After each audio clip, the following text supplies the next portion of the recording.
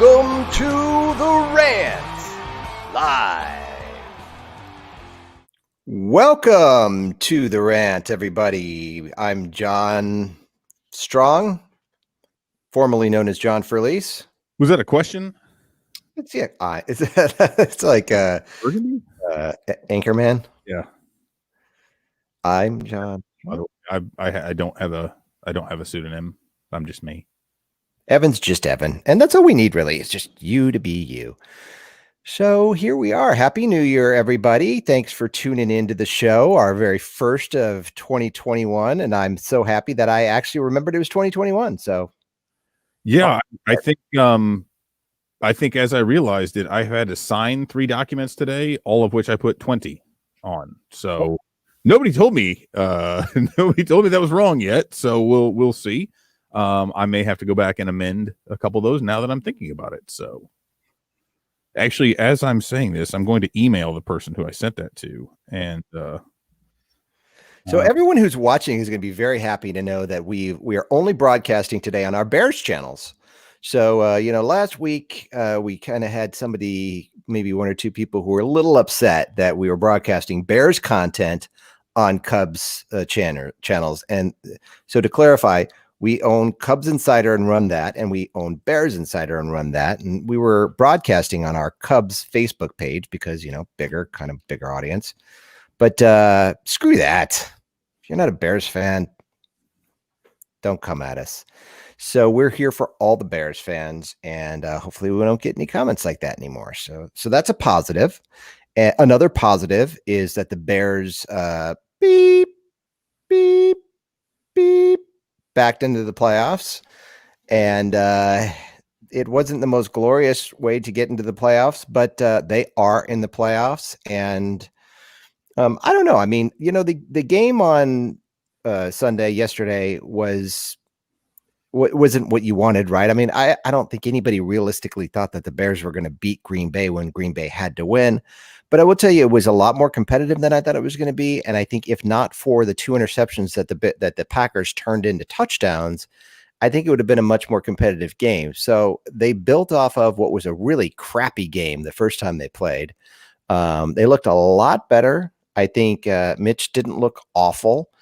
He did throw some, questionable passes, but all in all, it was an improvement. How's that? I mean, the thing, I tell you where I started getting scared though was, I think it was Ian Rappaport that was talking on NFL Network about how Matt Nagy has taken back the reins a little bit on play calling. And I'm like, whoa. I saw you mention that 4 straight games scoring at least 30 points. That makes no sense.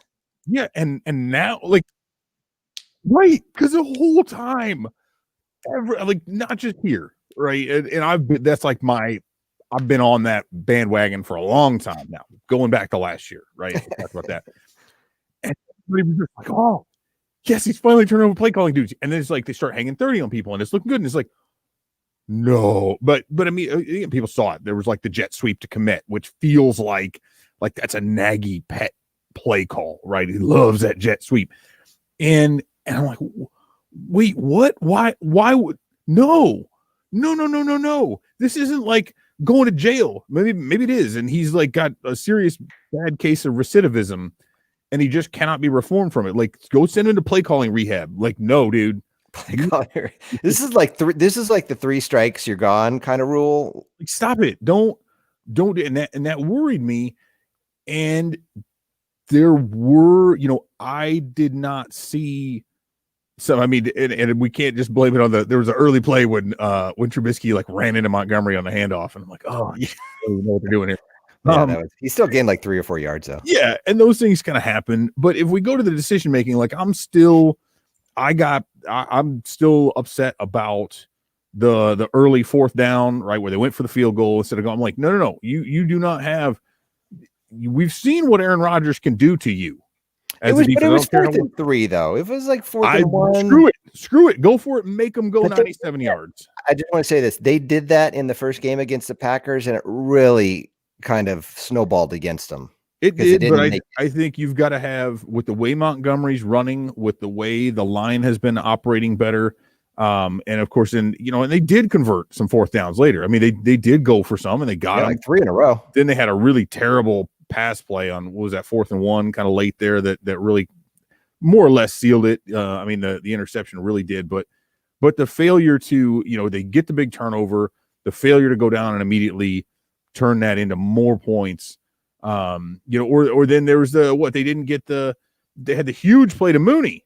Oh, huge deep strike to him. Of course, if it was one that actually hit him more in stride, then he probably scores. But either way, wasn't that the same one where they also had to settle for a field goal, right? They didn't punch that one in, right? So that's where I didn't get the same feel. Obviously, they didn't hang 35 or 45 points or anything, but it was that same sort of halting, 3 good plays and 2 bad ones sort of a thing that was more indicative of a Nagy run offense than what we had seen with those laser one, because I mean but that first drive looked great. Bash it down their throats, run the ball, get the plays rolling, get that thing moving, eat up clock, keep the ball out of Aaron Rodgers' hands. Looked great, but they were not able to continue that. And again, that's just something that we have seen from them far too often. So I was a little bit concerned, but I mean, hey, up until midway through the fourth quarter, the back half of the last half of the fourth quarter, right? They were 8 points down, right? 1 possession game. I mean, it felt like if they could go down and score, maybe things could happen. So, but I don't know if that's legit or if that's me being like the Bears fan of, hey, we made the playoffs. Anything can happen. It's not really mediocrity. We made it. So, man, I'll tell you, I don't know. if you're in line, if you're looking for some teams that are just kind of barely can make it, like wild card baseball or like, wild card football, let me just tell you, Chicago's the place for you. And the Bears and the Cubs have you covered. Yeah, and hey, the Bulls kind of suck and the Blackhawks aren't going to be any good. But yeah, it's just it's frustrating because they're going to tout this. Oh, look, as another. My son's watching. This is probably that's typing that out. If he did, it was probably the most activity he's participated in all day. So, so they didn't have to go back to school today. So he's been lying on the couch watching cartoons all day. But anyway, with my kids are doing the same thing. They're chasing the dog around. Yeah, so it's about what happens. But no, I mean they're gonna tout this up, right? And the only reason they're in, they didn't only back in, they backed into the 7th spot, the newly created 7th spot. Yeah. Right. Technically, they didn't really make the playoffs. Right. It's like they were out. They were the team that's in the hunt that then they just backed the playoffs down 1 spot and then they got in. So they kind of got scooped up in the net there. Well, it's like they would have gotten thrown back. That's kind of the funny thing, though. But they're going to tout this as like, hey, we had a non-losing season. Okay. 8-8. I don't know. If you go back, listen, the Bears were 5-1. And if you go back and I had my friends, I've got this text string that I'm on too many text strings. And there's no way to get out of them. That's the worst part. And so they're harassing me. The Bears are worst 5-1 team, blah, blah, blah. And I'm like, listen, worst case, the Bears finished 10-6. Worst case. I mean, you're looking at their schedule, it lined up really well. They had the Vikings who were selling off, everything, you're trading, but would they trade like an offensive lineman, defensive guy or what? Something making dumb moves. And it felt like, I wasn't being foolish thinking that the Bears could go 10-6, basically 5-5, right? 500 the rest of the way, but that didn't happen. They went 3-7. And the only reason they went 3-7 is because I believe Matt Nagy handed over play calling duties to Bill Lazor. And now you're telling me that Matt Nagy may be taking back some of those play calling duties. I want to punch him in the head. What is wrong with this guy? Listen, I like Matt Nagy. I think he has the potential to be a good head coach, but if that's true, I have a big problem with him as a head coach. Well, and it goes back to what I've said again. I think this was last week where I said, on one hand, you could look and say, delegating those duties to someone else who can perform them better, who can be up above. I remain convinced that Matt Nagy cannot call plays properly. I think he can design plays well. I don't think he can call them properly from his vantage point on the sideline. I also don't think he's a very good real-time decision maker. We've seen that he's not very good with his clock control, clock management. They're late in those situations. And that's really, and so you can do one thing or the other. And I think that's an issue. So you take away, give those play calling duties to someone else who's seeing it from above, who's better at that. And then if you can devote, because really what the head coach, in my opinion, with rare exception, you have some like Andy Reid can call plays. You get some guys who kind of get it, but those people are few and far between. It's kind of like you don't have 30 competent quarterbacks in the NFL. You've got a select few. And I think coaching is a similar deal there, to where if you're going to be the coach, your duty relies on having the people feed you the right information for when it's time to throw a challenge flag, understanding exactly when do we go for it on fourth down, when do we go for 2, what is my clock, what is my down and distance and time, and being an expert at that and managing that clock, and give those good enough to recognize that. Yeah, and that's hard enough to do, right? It seems like it should be very simple, but having all that information. So if you are taking over duties, if you're doing stuff with play calling, if you're doing some other things, everything you add to your plate takes away from how adept you can be at it. That's, again, you're trying to multitask in a very, very fast game. And I thought, again, so you could say delegating those duties, that's a sign of a good head coach. He knows where he should do that. He's focusing his time. However, the flip side of that is it took him way, way, way, way too long to do that. And then if he's taking those duties back, then now you've removed any sense that he made a good decision in the first place, because all he was doing is trying to get people off his back. And did he ever give those things up? I don't know. It's bothersome to me. We know and part of me wonders, though, did he do that? Now, and this would be a real indictment of him. Did he do it because he knew the pressure was going to be on? And if that's the case, you gave it over to Laser to actually look better and then pull him back once you knew your job was safe, then it means you actually know that you're not as good at that role as what your offensive coordinator is. And now you're willfully hurting the team because you're not as good at it. But it did feel like, he's gotten this boost of confidence, or a vote of confidence, and it sounds like he's going to be back. And so what is he? But that would be, again, that's an even more serious indictment. If you say, okay, I'm going to take it back now that my job's safe. But like, dude, now you're saying you're worse at it, and so you're making the team worse again. So I don't know. I don't like it. Nagy's decision making to me is really, really the place where he loses me, and I'm not seeing the things that I feel like I need to trust him to make the right calls. No pun intended, and not just on the field, but to make the right decisions moving forward. I don't know that that's his jam, but that's not my choice. So. Yeah.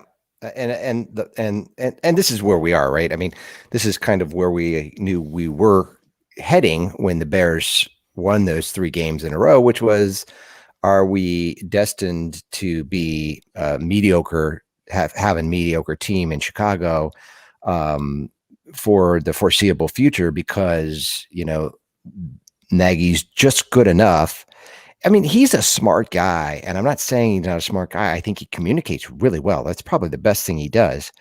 And I think that, that's a plus, but when you can't manage things, when you can't understand where maybe you have shortcomings, and that's something that I think anybody in any job needs to understand, right? You can be a low level analyst or whatever position you're in.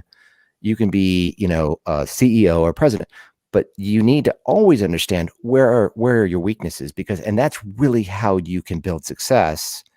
And that's where we thought Nagy was headed. Very uncertain if he's able to do that.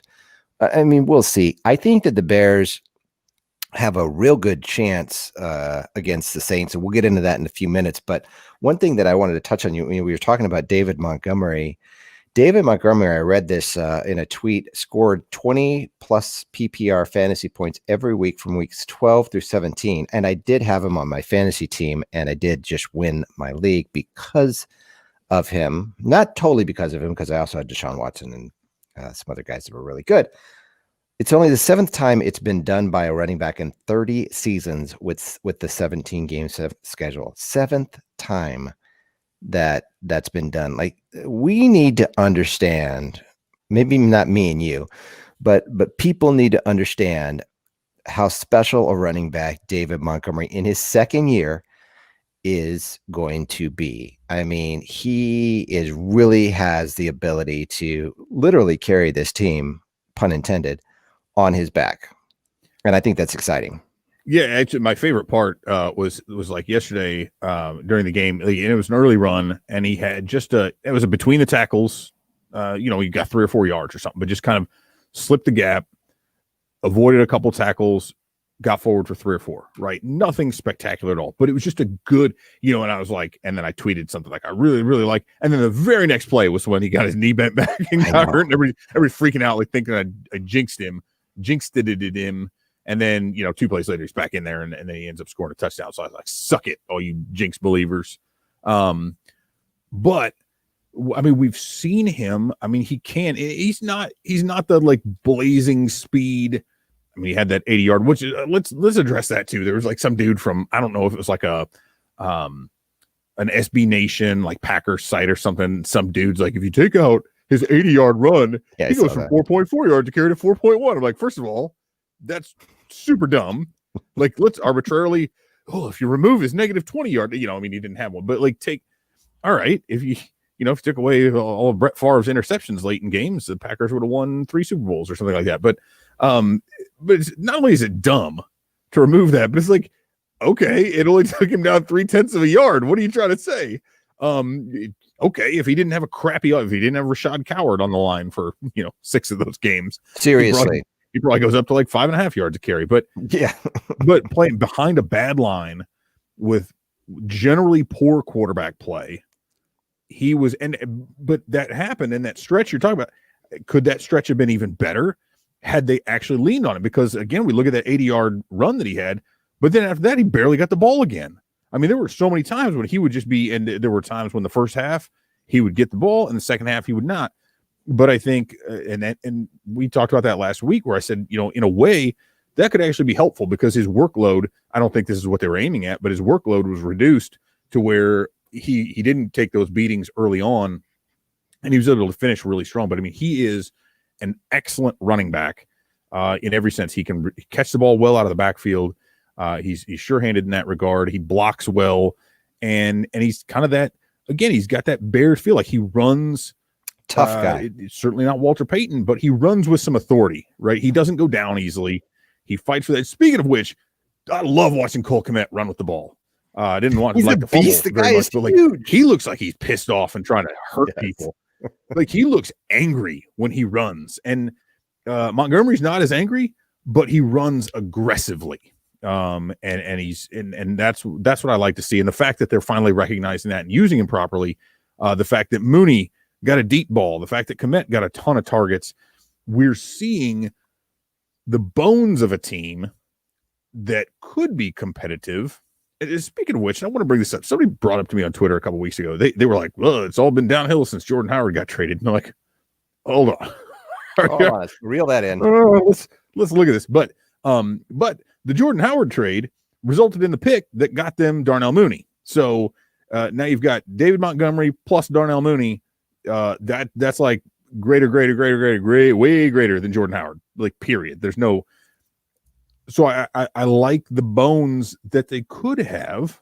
Yeah, and speaking of Darnell Mooney, I mean, dude, he had 11 receptions for 93 yards on 13 targets yesterday.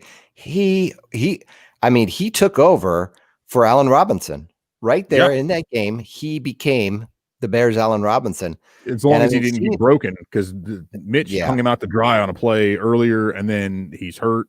We don't know. Obviously we're going to have to wait on some status from some of these guys, see how they end up practicing. Which we're not going to get that until Wednesday, it said.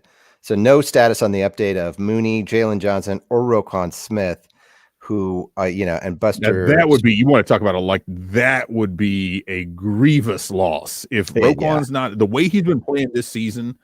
He's like a man possessed. If he's not available, took advantage of him being out. Oh, absolutely. I mean, you can see the difference, but that's what scares me, right? Is now, and I'm not gonna be a conspiracy theorist about it, but Alvin Kamara would not have been eligible to come off the COVID-19 reserve list had the game been played on Saturday, but it's being played on Sunday. And now he's eligible, and it gives Michael Thomas another day to possibly recover and be available. And if you're talking about a weapon like Kamara, and not having Roquan Smith to be able to combat that, I am very scared about what kind of an opposition that presents. So we will see. But again, he's another young player around which you can build the defense versus what they have on offense. So they have the foundations there. Can they build on that? And they're going to have less money next year.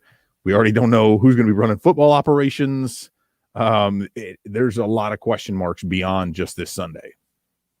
Yeah, there is. But like you said, I mean, I feel really good about the core of the team. When you start talking about Mooney, Montgomery, Komet, and I mean, I don't feel awful about Mitch Trubisky. I mean, obviously you'd like to have a quarterback like Deshaun Watson or somebody like that. Those guys just don't come around that often. You'd like to have somebody who doesn't make the stupid mistakes that Mitch made. And, that kind of is what it is, but we know what we've got with Mitchell Trubisky, I think. And, remains to be seen if the Bears will end up signing him or what they're going to need to do something to get a quarterback, because Nick Foles is definitely not the answer. And so I think the quarterback thing is definitely the one thing that's up in the air, but I wouldn't be very discouraged if Trubisky came back next year, given the core that these guys, and even if you look at the defensive side, where you've got Roquan Smith, who's young, you've got Jalen Johnson, you've got, Eddie Jackson, who's not super old, still fairly young. You've got some really talented guys on both sides of the ball. And I know people like to criticize Ryan Pace because it's an easy thing to do, because he has made some bad picks, but everybody's going to make bad picks. I mean, yeah, the Mitchell Trubisky one stands way out because it's, you had to, how it all happened and et cetera, et cetera. But at the end of the day, he's also made some very good picks too. He drafted all these guys that I just talked about and just mentioned. So he deserves credit on that side of it. And I think he's put together a team that's got of good bones. I think he needs to have a conversation with Matt Nagy. If Matt Nagy's taking back play calling duties, there needs to be a conversation that needs to be had to kind of get him back on track and be more of a real manager and not a play caller. But I think if they can solve the quarterback issue and they come back with a team that's fairly similar, they're not going to have Robinson. I don't feel terrible. I think the Packers are still the best team in their division, but I don't feel all that bad. So I don't know if that's and I was listening to. No, I mean, it doesn't, only in the sense that I think they've painted themselves into a corner in which mediocrity is not only acceptable but also expected, and in a way almost unavoidable because of the cap situation that the NFL has with where the Bears are, with the money they're guaranteeing to Foles after having traded for him, and then having him clearly, after initially sort of looking like, oh, okay, hey, here's a real professional veteran quarterback who can make some smart decisions. And then it's like, okay, he can only make smart decisions. He cannot actually make plays. And whereas Trubisky can make plays, he just doesn't make very good decisions. Yeah. And it's like, okay, can you get somebody in the middle? But it's going to be difficult. They're not, somebody mentioned on 670 The Score, they're like, how about Cam Newton? I was like, have you seen Cam Newton play this year? I mean, I know the Patriots aren't very good, but I don't want any part of Cam Newton unless they get him for like $1 million and they can afford that and they somehow get rid of Foles. But then do you go out and draft a guy? And the name that kind of comes up, and people are either going to get pissed at me, and I didn't watch enough college football really to get a feel for all these guys, but watching the Alabama play, and I know Todd McShay was talking about Mac Jones and being maybe up to 32 because he was a guy who was very unheralded, could still be a first round type pick. The Bears will pick what? No better, no higher than 19. I think is isn't that what it's looking like? And somewhere around there. So, but 19 feels like a really big reach for someone like Mac Jones, right? Like if he'll still be available. No, I mean, I think he'd definitely still be there. Like, I think 19 would be a big reach to try to pick him up there. But is he a guy who sticks around to the middle of the second round that you could maybe, because I look at the accuracy. I look at now we can talk about Alabama quarterbacks, right? And that's not really where you want to go, but people said the same thing for a while about Alabama running backs. And then you've got, obviously Derrick Henry and Mark Ingram would kind of, show otherwise. So it's kind of difficult, but I look at a guy who is my thing is this, he's really, really accurate. We saw that with Joey Burrow. That is a thing and that's a reason like Brady Quinn sucked. Brady Quinn put up monster numbers at Notre Dame, but his accuracy was bad. And that's one of the things they talk about. You can make some improvements, but it's very, very difficult to take a quarterback and vastly improve his accuracy. And I think and again, part of it is helpful that Jones plays behind a bunch of road graders and has a year and a half to throw the ball. And he's got stud wide receivers who get open every time. Right. So there is some things to be said, but the same thing with Joe Burrow and LSU. I want a quarterback who's accurate because outside of Mooney, they don't have a lot of game breaking guys who can take the top off the defense. I want to because we talk about this with Trubisky. He can make some plays. His touch isn't great. His accuracy is not great. Even when he completes the pass, he's occasionally leaving some guys out to dry, or making them. How many times do we see this? Especially like with Anthony Miller, right? He made a play across the middle yesterday. There's a really nice catch that Mitch floated a little high that he had to kind of haul in. But how many times do we see that where it's like if you're following the game on Twitter, half the people are like, oh, that's a shitty throw from Mitch. And then half of them are like, oh, Miller's got to come down with that. Well, how about you get a quarterback who doesn't force you to half the time say, oh, he's got to catch that. Have a guy put it on his hands every time. That's what you do. Put it right into numbers. And with a guy who's throwing 70%, that accuracy may not hold up to the same extent in the NFL. Of course it won't. It's different level entirely. But give me that guy. I don't know. But that I agree with you. Maybe you let him. Maybe if he slips to the second round, I don't think you spend a number 19 or number 20 draft pick on that with the offensive line needs. But maybe figure that out. Anyway. So that was my thought because I was watching him and I like that.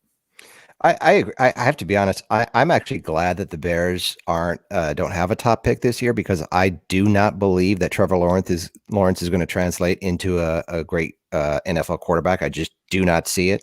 I don't think he's got the accuracy. I don't think he's got the footwork. I think he's fast. I think people are all hyped up on him. I think he was great in college. I just don't see it happening.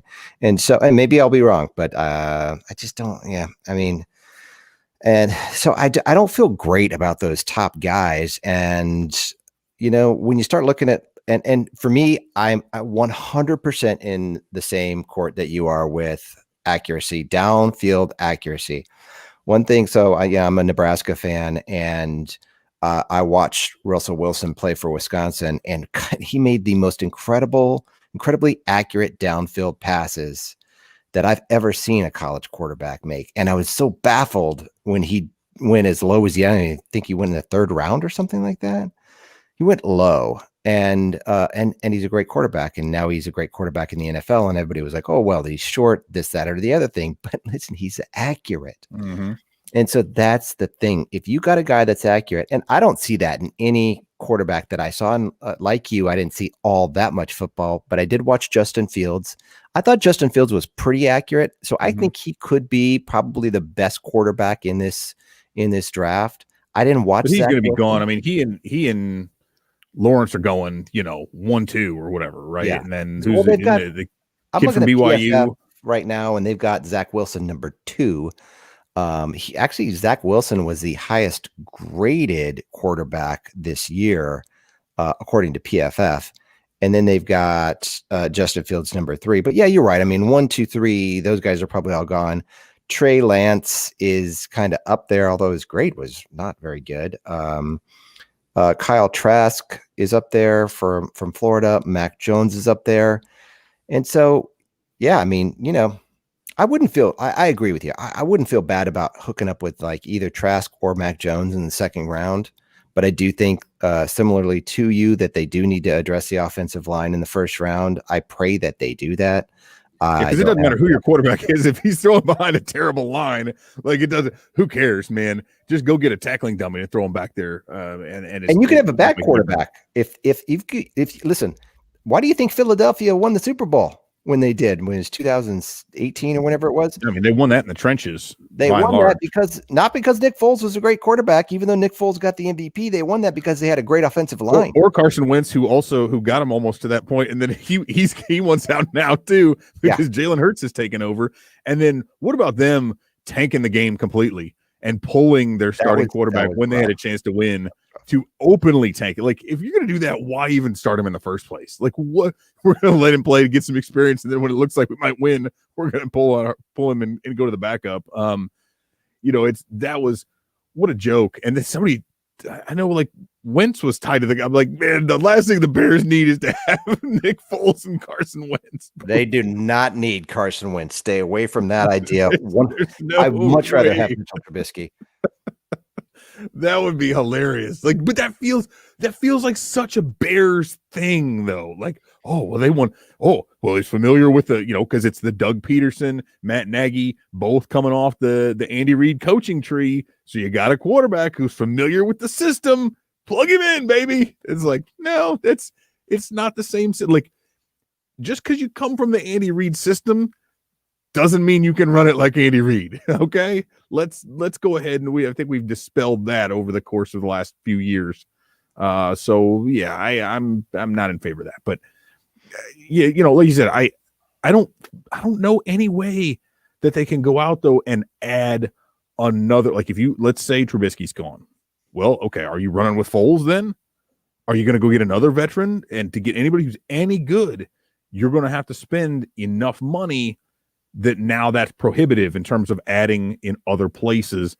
You also need to get a young guy, but I like the idea of getting someone who you think has legit upside, who you can get a little bit later, because if you draft a guy number 1 or number 2, this is different. Like, you got to remember, as we go to about the Peyton Manning era, Peyton Manning was really he wasn't the first ever, but he was the first and started the whole trend of these guys are NFL ready to start day one, all 16 games, right? Because it used to be like, hey, you draft the guy, the college systems were different from the NFL.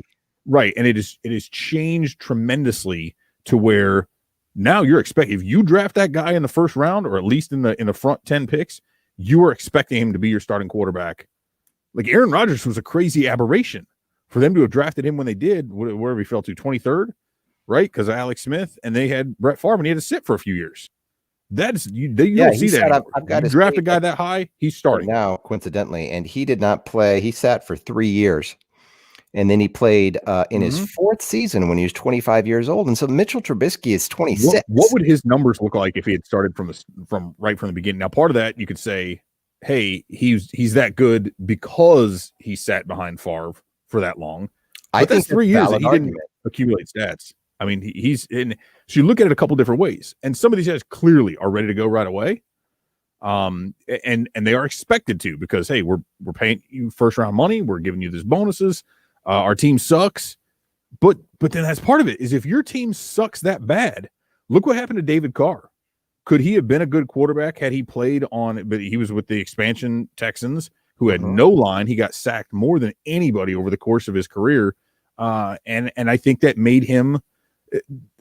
I don't know if he would have been good in a better situation, but I think that made him a little gun shy. Whereas you do have some of these guys who have to sit, who have to learn a little bit, who the team maybe gets better around them because you've got some other picks that are coming in there.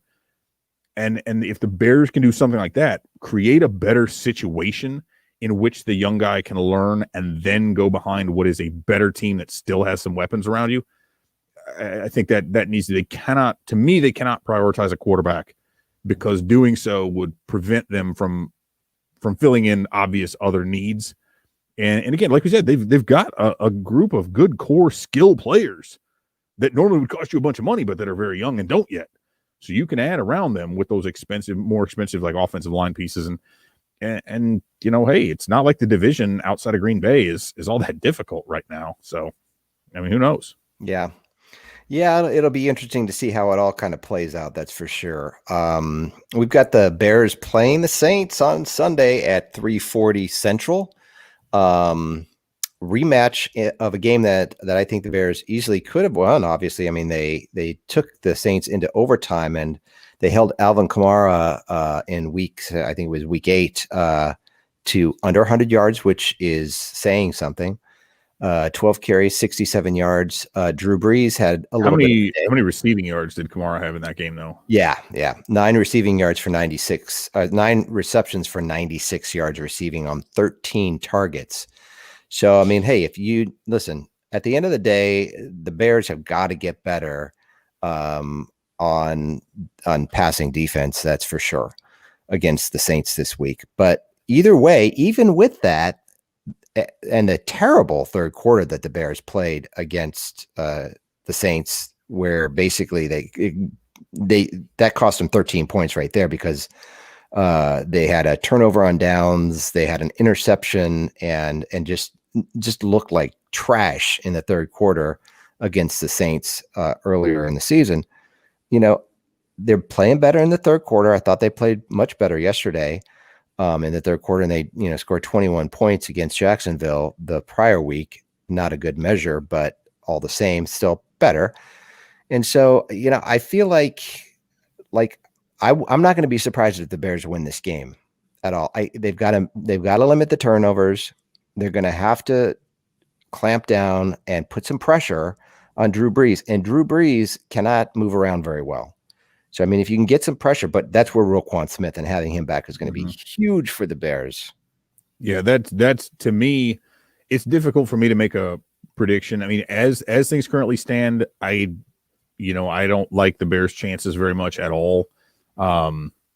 Just it left a sour taste in my mouth, kind of the way they played that second half Sunday. But Roquan, like you said, that's the key. Whether it's getting to Brees because we know he's excellent in the pass rush, or with Kamara being such a weapon, and especially receiving out of the backfield, and with Smith's speed side to side, with as good as he is in pursuit, being able to get to some of those guys, especially if you're without a couple of your corners, that to me is very difficult. So I feel like we have to reserve hope until maybe Wednesday or Thursday once we kind of know for sure what the injury report looks like. But like I said, as it stands, I don't feel good about it. But I think if the Bears can make a couple plays, like they need to make big plays, they need to get turnovers, and then they need to capitalize on it. I know that sounds really like, well, yeah, of course, dummy. But we didn't see enough of that yesterday. And that offense, the other thing is the offense needs to move and operate like we had seen it. They don't need to hang 40 points, but we need to see that good, balanced, consistent offense, the cadence of it. Because it really does. It feels at times like, okay, like Laser's calling the plays this one. Okay, well, now Nagy's calling the plays, and now Laser's calling. But I don't know that that's the case. I don't think it is, but it just doesn't have a consistent feel. If the offense can move consistently and they can turn the ball, they can get turnovers, they're fine. But it's all on Smith. If Roquan Smith is out, forget it. I'm laying money on the Saints. Well, the Saints opened as 7-point favorites, and they're now 8.5-point favorites. So the money's obviously on the Saints. And so it just that is what it is. If it pushes past 8.5, I might actually take the Bears in that one. I know that's tough. 8.5 is like, for me, that's it means that's just a big, anything over 6.5 for me is always tough. But especially in the playoffs, although again, the Saints playing at home, man, and I know that the home crowd won't really be there. But that is that for whatever reason, it's indoor, but they are built to play in that dome. So it's not about other teams going there so much as it is Breeze loves playing there. They seem to just do really well. And I mean, they've got an athletic defense too. I mean, they can run around and get to guys, and that part kind of worries me, but we shall see. I am not holding out a great deal of hope. We'll say that. Well, I mean, I do. I strangely enough, I guess it's just the naivete in me saying that I do have some hope that the Bears can beat the Saints. I think the Bears are definitely going to play better than they played yesterday. I think it's going to be a closer game than it was against the Packers for sure. I think the Packers are by far and away better than the Saints, and I think there's a big advantage for the Bears coming off playing a team that's as good as the Packers when they're playing the Saints. So I think that's going to be a big advantage. That could be helpful. I mean, and kind of sneaking in, sometimes you see that a couple different ways. Like we're all looking at like, hey, they backed in, but they are looking at this as an opportunity. Hey, despite losing those 6 straight, and they're going to try to talk it up that way, and good for them. They should. Nobody expected us to be there. We got the disrespect card playing. So they've got a ton of bulletin board material that if those guys are truly motivated by that sort of thing, I think will be helpful for it. I mean, it can't hurt, right? Whether you chalk that up to being a legitimate motivating factor or not, they definitely have a lot of it because nobody's given them a shot overall, and nor have they, over the last few, myself included. So they can watch this podcast and or watch the video and listen to the podcast and get pissed off about it. But we'll see. But we can watch it on Nickelodeon. Nickelodeon, yeah, SpongeBob. And here's the downside though: is no matter what happens, the Bears are either going to lose to the Saints or they're going to beat the Saints, and then they're going to have to play the Packers again. Which nobody wants to lose to the Packers 3 times in a season, and it's going to be real hard for me to conceptualize the Bears winning that game. But they did improve from their first game to their next game, which was yesterday. So perhaps they improve a little bit more. Maybe they found the magic. Maybe they figured it out. I doubt it. But so if they beat the Saints, they're going to have to play the Packers. There's no way around that. And so, hey, it's been a great 2020 season. It's probably not going to go on for much more than another week, maybe 2. But we'll see. Who knows? Maybe the Bears will win the Super Bowl. That'd be 2020, wouldn't it? That would be a very fitting carryover from the weirdness to have them make some kind of a run and just go nuts. And then, but it's almost like they completely ruin their draft status entirely. Yes, that would be perfect. I'll be, again, I won't make any weird bets because who knows? Strange things happen sometimes, but boy, that would be something that I don't expect to see. So, oh well. No, that's not going to happen. On that note, that's all for us today on the rant. Happy New Year to everybody out there. We'll see you guys. I'm hoping that we're having a happy show next week, but it's hard to say whether it's going to be sad or happy. I think it could be happy. What do you think? What are the odds? Give me some odds. I don't know. I mean, I'm not going to say I'm happy with the season being over, but I'm not going to be like listen, I build this up to expect them to lose. So as long as they don't get their doors blown off, I'm going to be I think I'll be fairly pleased with the result. Not that I want them to lose, you know what I mean? But I set the bar so damn low that, as long as I feel like there was a good effort, that things were moving in the right direction, and that I can have some sort of hope for the following season, for another 8-8 campaign, or, maybe 7-9, hey, who knows? Then I'm happy. I'm going to find a way to enjoy it.